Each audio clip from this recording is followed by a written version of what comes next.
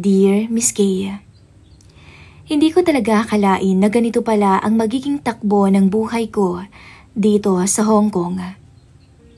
Ako po si Luna, 28 taong gulang, taga Cebu, dalaga pa.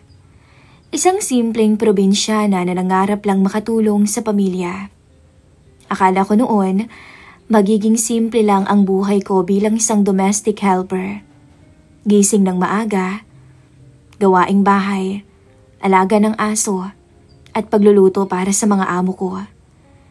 Pero hindi ko inaasahan na dito ko rin pala mararanasan ang isang lihim na hindi ko na basta mababawi. Nagkaroon po ako ng affair sa amo kong lalaki. Hanggang sa nagdalang tao ako at nalaman ng amo kong babae. Naway samahan niyo po akong pakinggan ang istorya ko at mabigyan niyo na rin po ako ng payo sa kung anong gagawin ko. Ito po ang aking OFW confession. Ang mga amo ko po ay sina Leo Maywa, 53 years old, may edad ng babae, at si Mr. Chan Weiming, 44 years old, mas bata ng ilang taon kay Madam. Mayaman sila. May sariling bahay na 3 palapag sa Shatin. Walang anak, kaya ako lang talaga ang kasama nila sa bahay. Si Madam Mayhua ay kilala sa pagiging istriktang babae. Bihirang humitito at laging may listahan ng mga dapat kong gawin sa bawat oras. Si Sir Weiming ay tahimik pero mabait. Tipong hindi nagsasalita ng masama kahit kailan. Kung tutuusin, mas madali siyang pakisamahan kaysa sa amo kong babae. Isang taon na ho akong nagtatrabaho sa kanila. Maayos naman yung sweldo, kaya nakakapagpadala ko buwan-buwan sa nanay ko sa Cebu. Abala si Madam sa negosyo nila. Madalas gabi na akong umuwi at minsan pa nga ay lumalabas ng bansa. Si Sir naman ang madalas na nasa bahay. Nung una ayos lang naman. Akala ko mabait lang talaga siya. Nagbibigay siya ng pera sa akin, tapos ngingiti. Hindi ako komportableng tanggapin nung una, pero lagi niyang sinasabi sa akin na para daw anak niya na ako o tinuturing niya na akong anak. Minsan nga binibigyan pa niya ako ng maliit na gintong pendant. Small gift only. You deserve it. You work hard. Sambit niya. Hindi ko alam kung paano ko tatanggihan yun, Miss Kay. Alam kong delikado. Kapag masyado akong nagiging malapit sa amo ko, pero hindi ko rin maitatangging mabait talaga siya sa akin. At sa totoo lang, sa mga gabing ako lang mag-isa sa kwarto ko, naiisip ko rin siya. Hindi dahil may gusto ko agad, kundi dahil hindi ako nakakaranas ng mga bagay na binibigay niya. Isang gabi ng Biyernes, umalis ho nun si Madam papuntang Macau. Business trip daw ng 2 araw. Naiwan kaming 2 ni Sir sa bahay. Tahimik lang siya habang naghahaponan sa kusina. Tapos maya-maya, tinawag niya ako. Luna, tawag niya habang nakatingin sa akin. Yes, sir? You don't need to cook tomorrow. We go out. Eat outside. You like hot pot? Medyo nagulat ako. Hindi ko kasi inaasahang yayayain niya akong kumain sa labas. Okay, sir. Thank you. Sagot ko habang pinipigilan ang kabog ng dibdib ko. Hindi ko alam kung bakit, parang may kakaiba sa tono ng boses niya. Para bang mas malambing kaysa dati. Kinabukasan, dinala niya ako sa isang sikat na hotpot restaurant sa Mongkok. Nakakahiyaman pero parang date yung pakiramdam ko. Pinaglapit niya pa yung mesa at siya pa mismo yung naglagay ng pagkain sa plato ko. Eat more, you too skinny, sabi niya habang nakangiti. Namula ang pisngi ko noon, Miss Kay. Hindi ko alam kung dahil sa init ng sabaw o sa tingin niya. Pag-uwi namin, nagugas ako ng plato kahit sinabi niyang no need. Ayoko naman kasing isipin niya na umaabuso ako sa kabaitan niya. Pero habang naguhugas ako, lumapit siya sa likuran ko. Hindi ko alam kung anong tumama sa likod ko pero naramdaman ko yung init ng katawan niya. Napatigil ako sa pagbanlaw ng pinggan. Luna, bulong niya. Halos dikit na yung labi niya sa tenga ko. You very good girl. Halos mamuo yung pawis sa noo ko noon. Hindi ako makagalaw. Para akong binuhusan ng malamig na tubig. Pero kasabay nun, may kung anong kiliti na gumapang sa buong katawan ko. Pagharap ko sa kanya, halos magkadikit na kami. Amoy ko yung aftershave niya. Malambot yung tingin niya sa akin. Hindi kagaya ng matapang at malamig na tingin ng asawa niya. Hindi ko alam kung bakit, pero hindi ko siya tinulak at hindi rin ho ako lumayo. Na para bang may parte sa akin na gustong manatili sa sandaling yon. Sir, mahina akong bulong. Don't be scared. Sabi niya habang dahan-dahang hinahawakan ng braso ko. Hindi naman marahas, banayad lang. At doon nagsimula ang isang bagay na hindi ko na maibabalik. Hinalikan niya ako sa labi. Hindi ko alam kung paano ko napapikit at napayakap pabalik. Sa loob ng kusina ng bahay ng amo ko, may nangyari ho sa amin, Miss Kay. At doon po nagsimula ang isang lihim na hindi ko alam kung saan ako dadalhin. Alam ko, nadala ko sa mga regalo, sa mga bigay, at sa mga sweet na sinasabi ng amo kong lalaki. Masyado akong marupok. Kinagabihan, habang nakahiga ako sa kwarto ko, hindi ako makatulog. Bumabalik-balik sa isip ko yung nangyari sa kusina. Hindi naman niya ako pinilit, pero hindi ko rin kasi siya tinanggihan. At doon ko na-realize, baka may kakaiba na akong nararamdaman kay Sir Wei. Hindi ako sanay sa ganitong klase ng sitwasyon. Hindi ko boyfriend si Sir. May asawa siya. At higit sa lahat, amo ko siya. Pero sa kabila ng lahat ng dapat kong ikatakot, may bahagi ng puso ko na hindi maitago ang kilig at saya na may isang taong nag-aalaga at nag-aabot ng lambing sa akin sa isang banyagang lugar. Kinabukasan, habang nag-aayos ako ng kama nila, pumasok siya sa kwarto. Wala si Madam, kaya parang malaya siyang gumalaw. Lumapit siya sa akin at maraan akong hinawakan sa kamay. Luna, last night, don't worry, okay? I take care of you. Mahina niyang sabi. Hindi ko alam kung paano ako sasagot, pero nang tumingin siya sa mga mata ko, parang nawalan ako ng boses. Naramdaman ko na lang na hinila niya ako papalapit. Hindi ako lumaban. Hindi ko alam kung paano ko ipapaliwanag sa sarili ko ang lahat ng nangyari. Mula ng gabi na yon sa kusina, para akong ibang tao. Tuwing nakikita ako si Sir Wei Ming, parang may kakaibang kabog sa dibdib ko. Hindi ko naman to pinlano, pero habang tumatagal, lalo akong nahuhulog sa mga kilos niyang mabait at sa mga regalong hindi ko pa kailanman nararanasan sa buong buhay ko. Bata pa lang ako, sanay na ako sa hirap. Ang unang sapatos ko ay bigay lang ng kapitbahay. Ang cellphone ko dati, pinaglumaan pa ng pinsan ko. Kaya nga nung bigyan ako ni Sir ng bago, hindi ko alam kung matatakot ba ako o matutuwa. Hindi naman yun yung sobrang mamahalin. Pero para sa akin, para bang sobra-sobra na. Isang Sabado ng umaga, naglilinis ako ng sala. Pinupunasan ko yung lamesa. Inaayos yung mga upuan at tinanggal yung mga alikabok sa mga kortina. Abala si Madam Wei sa negosyo niya kaya wala pa rin siya sa bahay.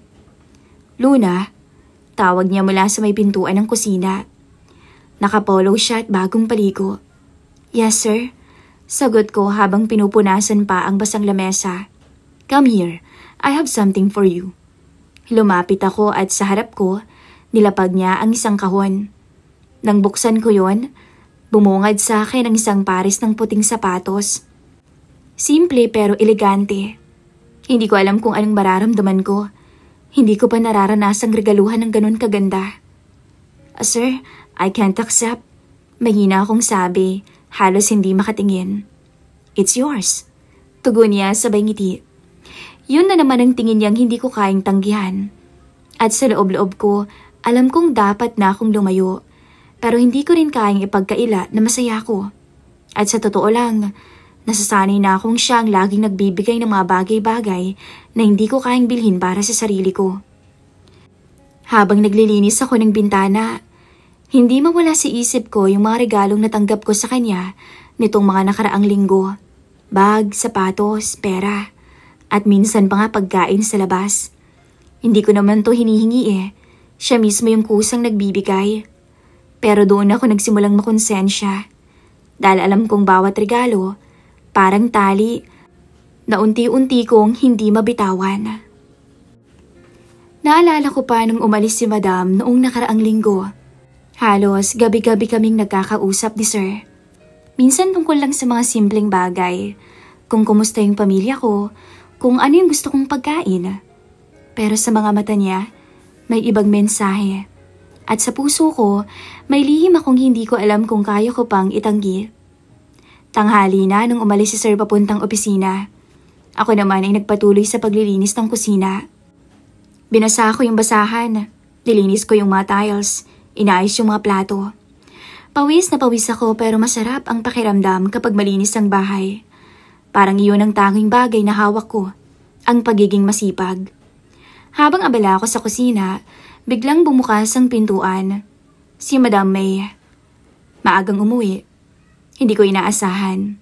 Maingat akong lumapit at binati siya ng, "Good afternoon, ma'am." Sabi ko. Tumango lang siya. Hindi naman siya bastos, pero laging malamig. Iba yung pakikitungo niya. Siguro kasi matanda na, tapos hindi nagkaanak. Tahimik siya bang dumiretso sa taas. Pero sa mga mata niya, parang may bigat na hindi ko mabasa. Lagi siyang malungkot. Kinagabihan, ako pa rin ang huling nagligpit sa kusina. Nasa taas si Madam. Nasa labas naman si Sir. Sabi niya maaga siyang uuwi. Habang nag-iimis ako ng plato, naririnig ko yung bawat tibok ng puso ko. Para bang may mangyayaring hindi ko maipaliwanag. 9:09 nang bumukas ang pinto. Si Sir, ngumiti siya nang makita ako, na para bang wala si Madam sa taas. Lumapit siya sa kusina. Tahimik lang siya pero ramdam ko yung bigat ng tingin niya. "You like the shoes?" Tanong niya habang nilalapit ang sarili niya sa akin. "Yes sir, I like it. Thank you." Sagot ko habang pinipilit kong itago ang kaba. "Don't think too much," bulong niya. "You deserve good things." Ewan ko ba? Sa bawat salitang ganun, para bang lumalambot naman yung puso ko. Parang lahat ng konsensya ko ay natatabunan ng saya. Hindi ko alam kung mali ako, pero gusto kong maramdaman ulit yung pakiramdam na pinapahalagahan. Bigla siyang lumapit sa may lababo. Napasinghap ako nang maramdaman ko ang init ng katawan niya sa likod ko. Eksaktong eksena nung unang gabi. Gusto kong umatras, gusto kong lumayo, pero hindi ako makagalaw. "Sir, Madam is upstairs." Mahina akong paalala sa kanya. "I know," sagot niya habang marahan niyang hinawakan ang kamay ko. Para akong natulala. Walang halikan. Walang marahas na galaw. Pero sapat na ang paglapit niya para bumilis ang tibok ng puso ko. Para akong binabalot ang lihim na hindi ko alam kung kaya ko bang takasan. Pagkatapos ng ilang sandali, umatras siya at ngumiti. "Good night, Luna." Sabi niya bago umakyat. Naiwan akong mag-isa, nanginginig, kinakabahan, pero kinikilig na hindi ko alam kung bakit ko pinapayagan. Habang nasa kama na ako nung gabing yun, tuloy-tuloy ang bugso ng konsensya sa dibdib ko. Alam kong mali. Alam kong hindi dapat ako nagpapadala. Pero kasi, sa bawat regalo niya, Miss Kay, sa bawat ngiti niya, sa bawat sandaling lumalapit siya sa akin, para akong nawawala sa sarili. Hindi ko to pinangarap. Hindi ko rin to sinasadya. Pero unti-unti na akong natatali sa kanya. Buwan na ang lumipas mula nang magsimula ang lahat sa pagitan namin ni Sir Wei-Ming. Hindi ko alam kung paano ko siya ilalarawan. Parang lahat ng araw ko ay may dalawang muka. Ang Luna na kilala ng pamilya ko sa Cebu, masipag at mabait na OFW. At ang Luna na lihim na may relasyon sa sariling amo. Tahimik yung bahay araw-araw. Walang hinala si Madam Maywa. Parang walang nagbabago. Ako pa rin ang gumigising ng maaga, nag-aalaga ng aso, nagluluto ng almusal at naglilinis ng bahay. Pero sa likod ng lahat ng yun, may mundo kaming dalawa ni Sir na walang nakakakita. Sa mga gabing wala si Ma'am o kapag tulog na siya sa itaas, bumababa ang asawa niya papunta sa kusina. Minsan mag-uusap lang kami ng pabulong habang umiinom siya ng tsaa. Minsan naman, simpleng hawak lang ng kamay at mahabang titig. Hindi palaging may nangyayari, pero sapat ang mga sandaling yon para maramdaman kong mahalaga ako sa kanya. Even just in that hidden corner of his world. Isang gabi miski ng linggo, nakaupo ako sa maliit kong kwarto. Katatapos ko lang tumawag kay nanay sa Cebu. Masaya siyang narinig na okay lang ako. Habang nakahiga ako, biglang bumukas ang pinto. Si Sir, tahimik niyang sinara ang pinto at lumapit. Luna, bulong niya. Hindi ko na kailangang tanungin kung ano ang kailangan niya. Sa pagitan naming dalawa, sapat na ang tingin para maintindihan ang damdamin. Lumingon ako, pero hindi ako nakapagsalita. Nung hawakan niya ang kamay ko, parang nawala lahat ng kaba ko. Ang iniisip ko lang noon ay mahalaga siya sa akin, kahit alam kong bawal. At doon, muling may nangyari, o muling nangyari ang lihim naming ugnayan. Tahimik, mabilis, walang ibang nakakaalam. Sa apat na sulok ng maliit kong silid, para kaming dalawang taong lumalaban sa tahimik na kasalanan. Mula noon, naging mas madalas ang mga sandaling ganoon. Hindi na ako katulad ng unang gabi. Ngayon, kusang bumababa ang loob ko tuwing malapit siya. Hindi ko na rin tinatanggi sa sarili ko. Nauhulog ako ng gusto sa kanya, kahit alam kong 2 times ang agwat ng edad niya sa akin. 28 years old pa lang ako. Siya'y 44 years old na. Habang tumatagal, mas lalo niya akong binibigyan ng mga bagay na hindi ko kailanman naranasan noon. Bagong cellphone, bag, relo, sapatos. Hindi ko hinihingi, pero siya mismo ang nag-aabot. At kahit pilit kong sinasabing ayaw ko, sa huli lagi ko ring tinatanggap.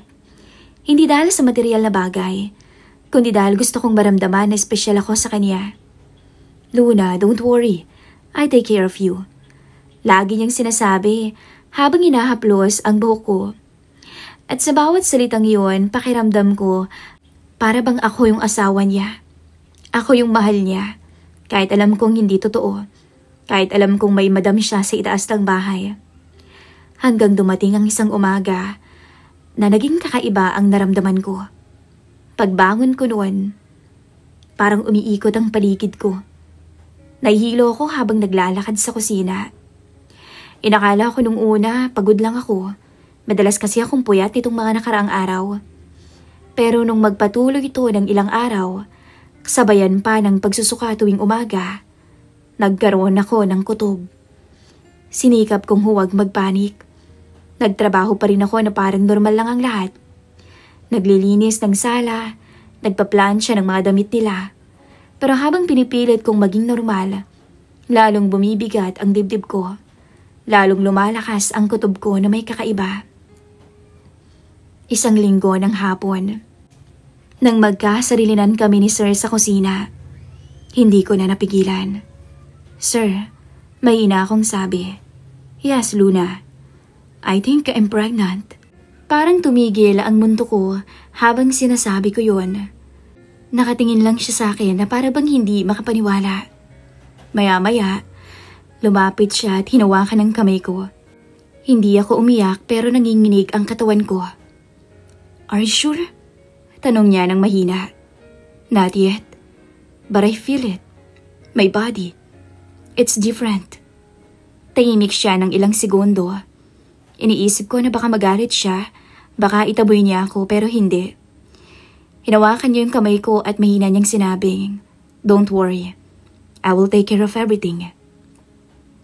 Sa sandaling yun, pakiramdam ko parang lumuwag ang dibdib ko. Hindi niya ako iniwan. Hindi niya ako sinigawan. Alam ko, pareha silang mag-asawa na nananabik sa anak. Imbes, pinili niyang yakapin ako at pangakuan ng mga salitang nakakatunaw sa puso. Pero kahit ganon, hindi pa rin mawala ang takot sa kalooban ko. Alam ko kasi na kapag nalaman ni Madam, katapusan ko na. Alam kong bawal to at higit sa lahat. Hindi ko alam kung anong magiging kinabukasan ng batang nasa loob ko. Lumipas ang mga linggo at mas lalo kong naramdaman ang pagbabagong nangyayari sa katawan ko. Mabilis na akong mapagod. Madalas pa akong nagsusuka, pero pinipilit kong itago ang lahat kay Ma'am. Kahit isang maling kilos lang, pwedeng mabunyag ang lahat. "Luna, are you okay?" Tanong niya minsan habang naguhugas ako ng plato. "Yes, Madam. Just tired." Sagot ko sabay pilit ng umiti. Bago pa man siya makapansin, si Sir ang unang umaalalay sa akin sa lahat. Siya ang nagbibigay ng vitamins, siya rin ang bumibili ng prutas at gatas ko ng palihim. Hindi alam ni Madam na habang abala siya sa negosyo, unti-unti nang lumalaki ang isang sikreto sa loob ng bahay niya. Isang gabi, habang magkasama kami sa kusina, niyakap ako nito mula sa likod at mahinang bumulong na, "You're not alone. I will protect the baby." Hindi ko alam kung totoo ang lahat ng yun. Hindi ko alam kung hanggang kailan niya kayang itago ang lahat. Pero sa mga sandaling yun, pinili ko na lamang maniwala. Pinili kong hawakan ang mga salitang kahit sandali lang ay nagpapakalma sa takot ko. Habang nakahiga ako sa kama, nakatitig ako sa kisame. Hindi ko maiwasang magtanong sa sarili ko, bakit ba ito nangyari? Bakit ba kasi ako pumayag? Bakit ako nagpasilaw sa mga regalo, nagpatalo sa damdamin ko? At paano ko haharapin ang kinabukasan ng batang to? Pero kasabay ng mga tanong, may kakaiba rin namang saya. Sa unang pagkakataon, may taong nagparamdam sa akin na mahalaga ako. Hindi man sa tamang paraan, pero alam ko totoo yung ginagawa niya sa akin. 4 na buwan na ang tiyan ko, Miss Kay. Kahit anong suot ko, hindi ko na maitago yung umbok na dati ako lang ang nakakaalam. Araw-araw, habang tumatagal, mas lalo kong kinakabahan.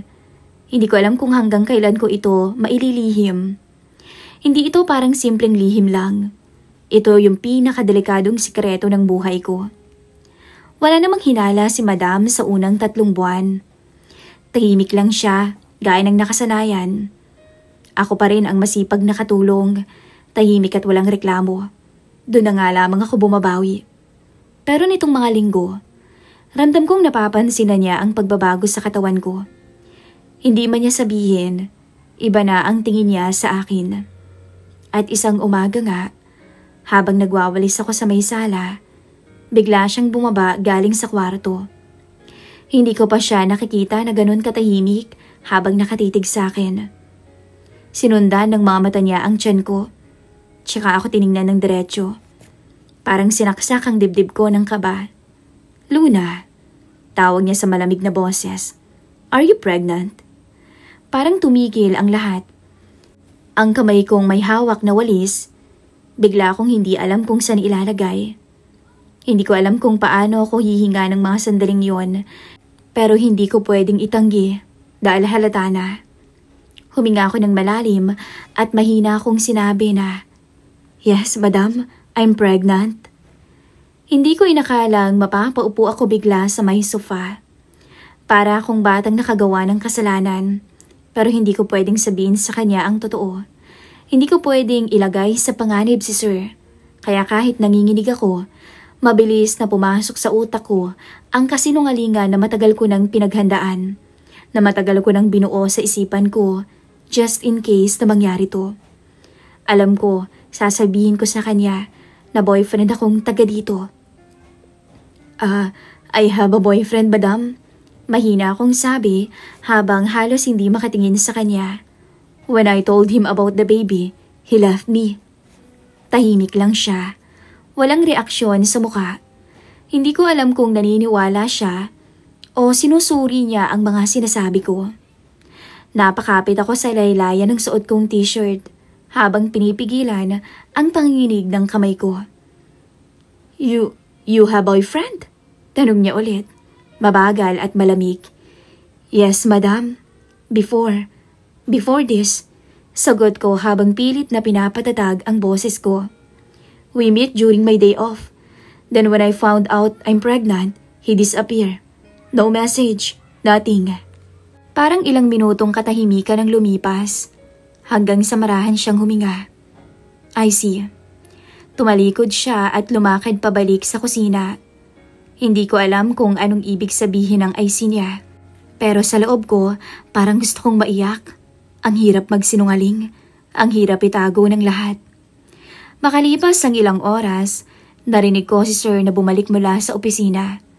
Hindi ko alam kung alam na niya ang nangyari, pero kita ko ang bahagyang pag-aalala sa mukha niya nang magtagpo ang mga mata namin. Tahimik lang ako habang naghahain ng hapunan. Si Ma'am naman hindi nagsasalita. Wala ni isang salita tungkol sa sinabi ko kanina. Pero ramdam ko ang bigat ng hangin sa paligid. Habang kumakain sila, hindi ko mapigilan ang mapaluha. Pilit ko yung pinupunasan para hindi mahalata. Hindi ko kayang ipakita ang bigat ng dinadala ko. Lalo na't nasa harap ko ang ama ng batang nasa tiyan ko. Hindi siya makatingin ng diretso sa akin.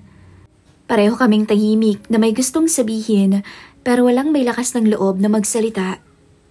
Kinagabihan, habang nag-aayos ako sa may kusina, lumapit si Sir sa likod ko. Bumulong siya. She asked. Tumango ako na hindi makatingin. What did you say? I said I have a boyfriend. I lied. Hinawakan niya ang kamay ko. I'm sorry, Luna. You have to do this. Napapikit ako. Hindi ko alam kung ano ang mas mabigat. Ang pagdadala ba ng bata o ang bigat ng kasinungalingan sa pagitan naming tatlo sa ilalim ng iisang bubong. Sir, what will happen? Mahina akong tanong. We will think. I will take care of you. Sagot niya sabay haplos sa tiyan ko. Maingat na parang may takot na may kasamang pagmamahal. Lumipas pa ang mga araw at kahit alam na ni Madam ang kalagayan ko, wala na siyang binanggit pa tungkol dito. Tahimik siya pero mas madalas niyang pinagmamasdan ng kilos ko. Hindi siya galit, pero parang may malalim siyang iniisip na hindi niya sinasabi. Ako naman, araw-araw kong nilalabanan ng kaba. Habang lumalaki ang tiyan ko, mas lalo kong nararamdaman ang pagiging mahina at limitado. Hindi na ako makakilos gaya ng dati. Isang gabi, habang nagliligpit ako ng mga plato, bigla akong nilapitan ni Madam. Hindi ko inaasahan yung mga salitang binitawan niya. Luna, sabi niya, you can stay. I won't send you home. But you need to take care of the baby and work less. Halos mapaiyak ako noon. Hindi ko alam kung bakit bigla siyang bumait. Hindi ko inaasahan na ganun yung magiging reaksyon niya. Akala ko magiging galit na galit siya. Sisigaw, papaalisin ako at terminate pero hindi. Tahimik siya. At hindi ko alam kung ano ang nasa isip niya. Thank you, Madam. Halos pabulong kong sagot habang pinipigil ang luha ko. Kinagabihan, hindi ako mapakali sa higaan ko. Nakatingin ako sa kisame habang hinahaplos ang tiyan ko. Ang batang to, lihim na bunga ng isang ugnayang hindi dapat nangyari. Pero sa kabila ng lahat, mahal ko siya. At kahit hindi ito perpekto, alam kong buhay siya at ako ang ina niya. Lumapit si Sir sa pinto. Pabulong na nagsabing, Luna, she's not angry? Maybe she believe your story. Sir, how long can we hide this? Tanong ko habang hawak ang tiyan ko. I don't know.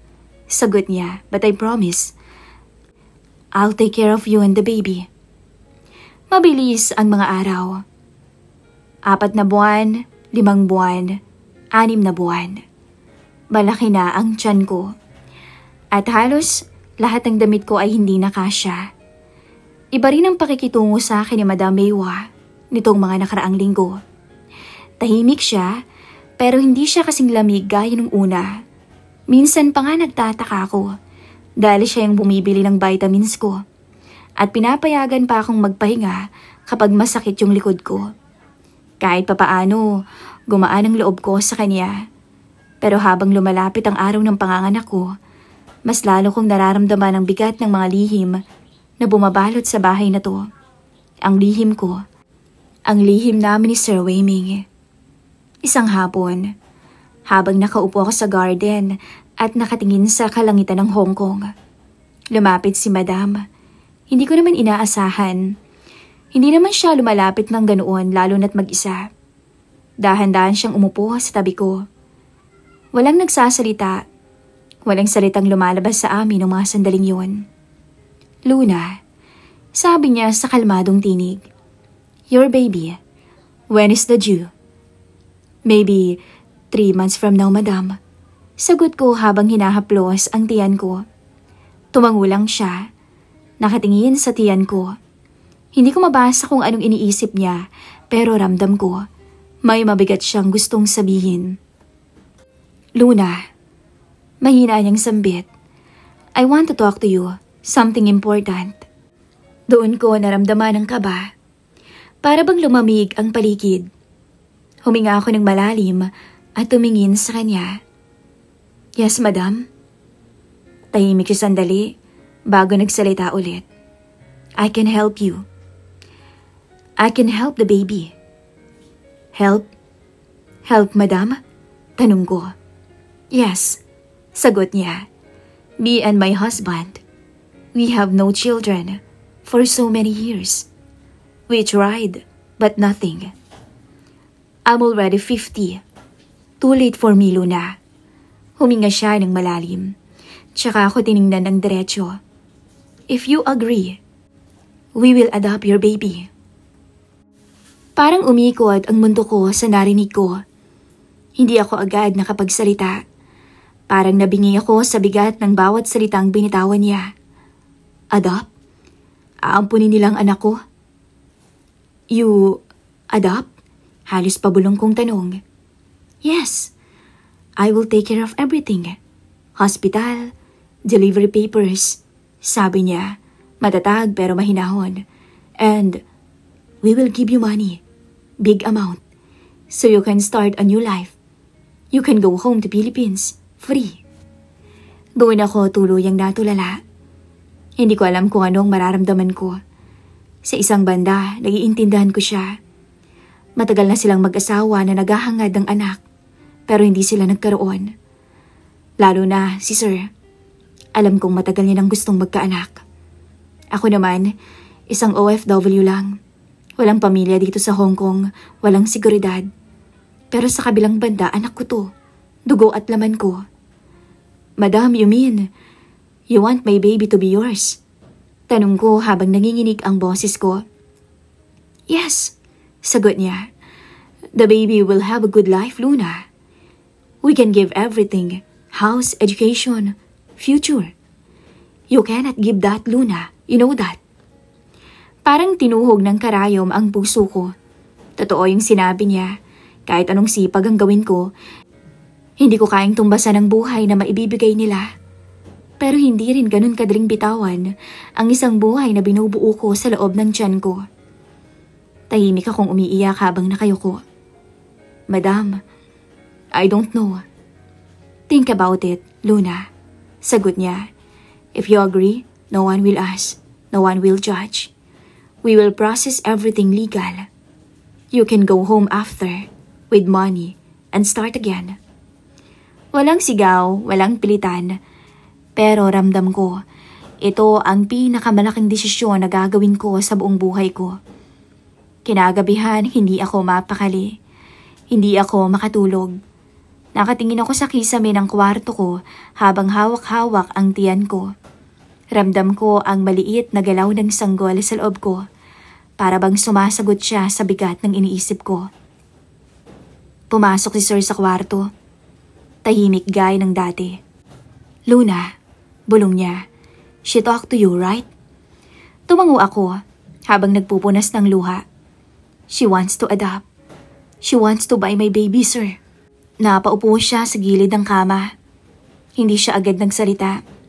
Kita ko sa mukha niya ang tensyon. Alam kong mahirap din sa kanya ang lahat ng to, lalo na't siyang ama ng batang to. She really wants a child for so long. Sabi ni Sir. She can give the baby a good life. Sir, but it's my baby. Sagot ko habang nanginginig ang boses ko. Kahit mahirap ako, anak ko to. Huminga siya ng malalim at tumingin sa akin. Luna, I can't choose for you. It's your body, your child. But whatever you decide, I will support you. Habang tumatagal ang gabi, mas lalo akong nalilito. Kung tatanggapin ko ba ang alok ni Madam, makakauwi ako sa Pilipinas ng may pera. At ang anak ko ay magkakaroon pa ng magandang buhay. Bahay, edukasyon, pangalan, at mag-asawang mag-aalaga. Pero hindi ko na siya makikita bilang anak ko. Hindi ko na siya mayayakap bilang nanay niya. Kung tatanggihan ko naman, hindi ko alam kung anong magiging o anong gagawin sa akin ng amo kong babae. Alam kong kaya lamang siya naging mabait sa akin dahil may kailangan pala siya. Tsaka paano ko naman bubuhay ng batang to sa Pinas? Wala akong asawa, wala akong katiyakan. At higit sa lahat, hindi ko alam kung paano haharapin ang pamilya ko kapag nalaman nilang nabuntis ako ng amo ko. Isang linggo ng gabi, nag-iisa ako sa sala. Wala sina Sir at Madam. Hawak-hawak ko yung tiyan ko habang iniisip ang bawat desisyon. Para ako naglalakad sa manipis na PC. Isang maling hakbang, pwedeng bumagsak ang lahat. Muling pumasok sa isip ko yung sinabi ni Madam. We will give your baby a good life. At ang sinabi ni Sir, it's your choice, Luna. Sa gitna ng katahimikan, naramdaman ko ang matinding kirot sa dibdib ko. Kasi sa totoo lang, wala talaga akong tamang sagot na maapuhap. Kaya ngayon, habang nagsusulat ako ng kwentong to, gusto kong itanong sa mga nakikinig ng aking story. Kung ikaw ang nasa posisyon ko, isang OFW, nabuntis sa anak ng amo at inaalok ng 1,000,000 kapalit ng pag-ampon sa anak mo, tatanggapin mo ba yung alok? Ibibigay mo ba yung anak mo para magkaroon siya ng magandang kinabukasan? O ipaglalaban mo siya kahit mahirap? Kahit mag-isa? Hindi ko alam kung anong magiging desisyon ko bukas o sa mga susunod na umaga. Pero isang bagay ang sigurado ko, hindi madali ang pinagdadaanan ko ngayon. Lalo na't OFW ka sa isang banyagang lupa. Lahat ng desisyon mo may katumbas na bigat na habang buhay mong dadalhin. Ako po si Luna, isang OFW dito sa Hong Kong. At ngayon, hindi pera ang pinakamabigat na problema ko, kundi kung paano ko pipiliin ang magiging kinabukasan ng anak ko. Naway matulungan niyo ako at mabigyan ng magandang payo.